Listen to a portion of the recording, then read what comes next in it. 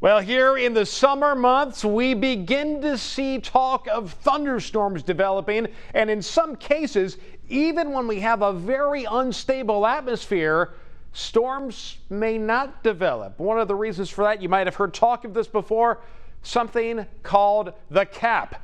The atmospheric cap that can prevent thunderstorms from happening. What this basically is a layer of warm air aloft where temperatures actually go up as you go up in the atmosphere. We call that a temperature inversion, and you can think of this like putting a lid on a pot. So as the ground heats up, as the air starts to rise and tries to develop storms, it gets up to that warm air or that cap, and it can't rise anymore. So those storms cannot grow vertically into the atmosphere. And that can prevent thunderstorm development even on days when we have an extremely unstable atmosphere.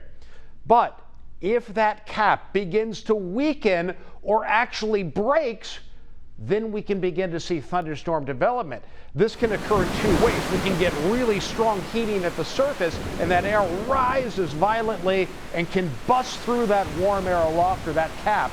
Or there could be a little area where that cap is just a little bit weaker, and we get thunderstorms to bust through, the air currents to bust through and create those thunderstorms, and they begin to grow vertically. So the cap is something very important this time of the year in determining whether or not we get thunderstorms. If there's a strong cap over the atmosphere, no matter how stable it is, storms won't form. But if we can manage to break that cap, you can get explosive thunderstorm development.